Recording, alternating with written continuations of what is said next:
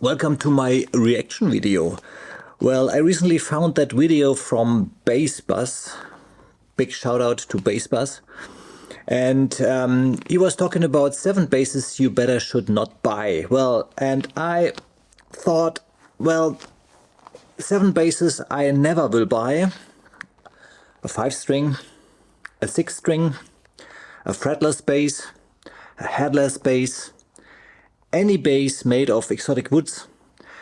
Well, and I wondered, what could be the last 2 basses you should never buy? Well, sometimes I do not agree with Mr. Bassbuzz. Here we are, and Are you accumulating too much bass gear? Gear acquisition syndrome, or GAS, affects millions of basses, causing debt, divorce, desolation.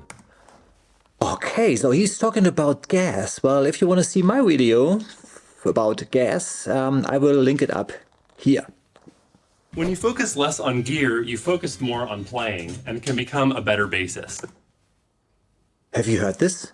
If you focus less on gear, you can focus more on playing bass and become a better bass player. But well, Mr. Bassbuzz, if you focus less on gear, it is less fun. But first, which basses shouldn't you buy? So now, You know when you see that brand new bass come out? actually there are no new basses I would like to buy. And then comes Gas Guy, that voice in your head like a pushy used car salesman. Now that is one sexy bass. Imagine how cool you're gonna look playing that. Dual humbucking pickups, 3-band active EQ. Ooh-wee, that's one sweet axe. Go on, treat yourself. You can't afford not to, really, if you think about it, am I right? But when you Gas guy, what a nice word for these kind of people. I love the suit of the gas guy. Well, gas guy is a very, very, very good word. Have you read unbiased, not sponsored, non-BS reviews? A lot of the reviews you see on YouTube and blogs are from folks who got paid, or at least sent free gear, which can create bias. All you manufacturers out there, would you please send me some gear? And I will highly recommend any gear if you send it to me for free. And that's why I never have sponsors or affiliate links on gear reviews. It's also why you should subscribe to Bassbuzz and help me keep the lights on, Yeah. because my landlord doesn't accept integrity. Subscribe to that as a guy, rent he's payment. great. Bassbuzz. But the thing is, you don't need really expensive gear to sound good. Here's me jamming on some dirt cheap $100 P basses.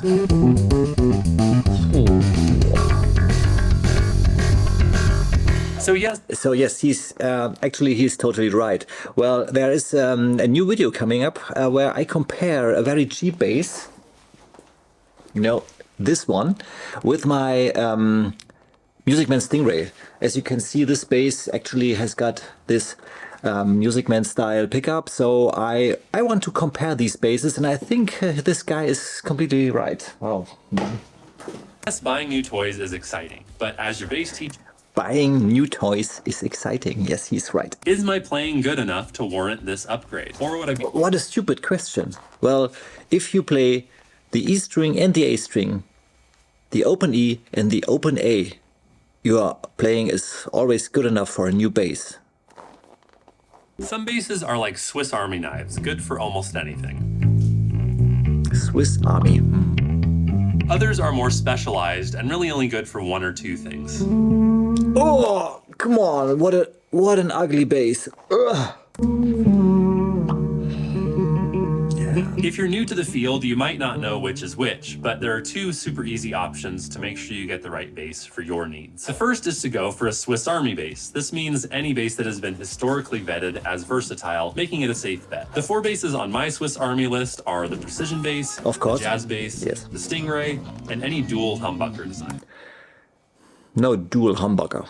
It's hard to go wrong with anything that fell out of Leo Fender's wrinkly genius brain. Your second option is to go for an oddball bass. This means basses that are less common and have a more specific sound. I'd include on this list the Gibson EB0, The nice bass. Hofner, a Rickenbacker, a Thunderbird, any fretless bass. Oddball basses are riskier because if you end up wanting more than the very specific sound they give you, it can lead to further visits from Gas Guy and a ballooning bass collection. A Swiss Army bass will take care of more of your needs and less of your storage space.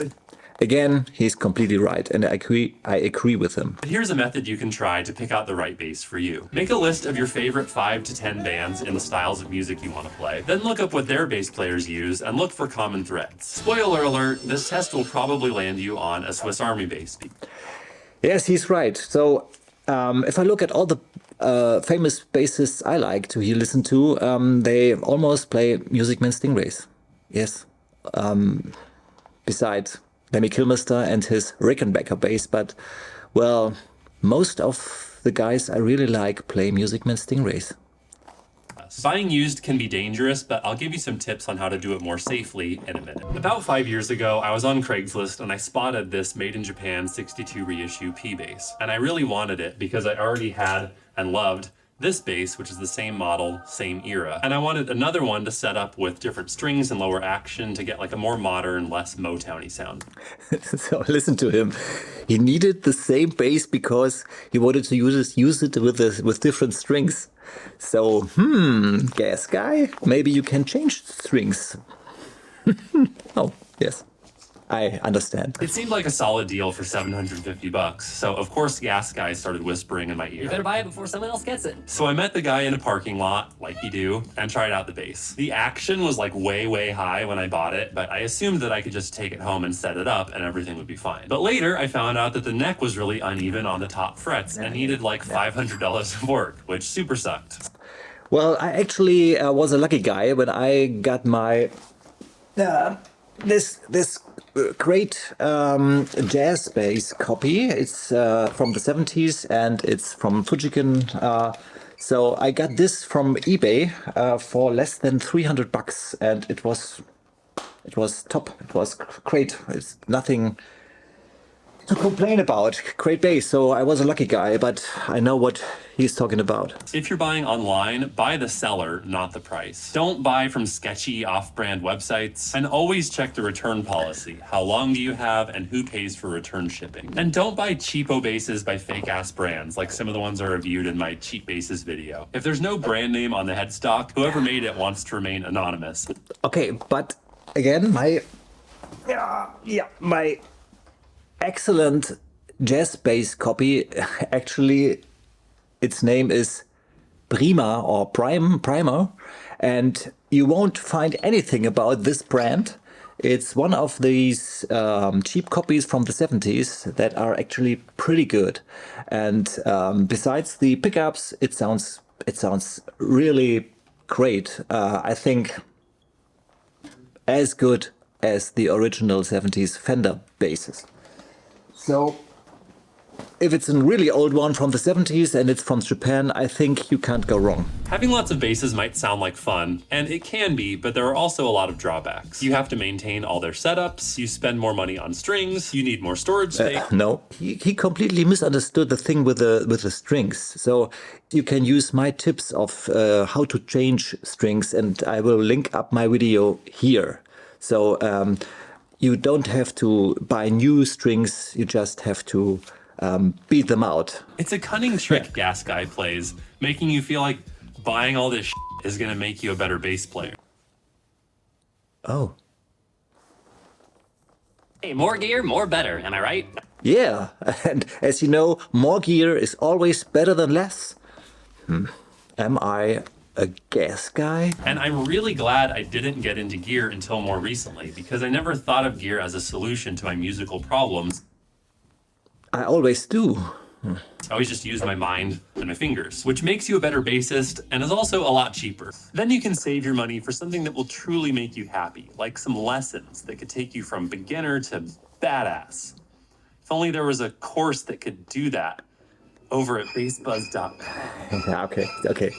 Well, we all know the gas guy. It's still fun to buy some new basses if you have got the money. I think he's right, and I don't like it. I highly recommend to subscribe to his channel, and also I highly recommend to subscribe to our channel. And always remember, bass playing is hard working.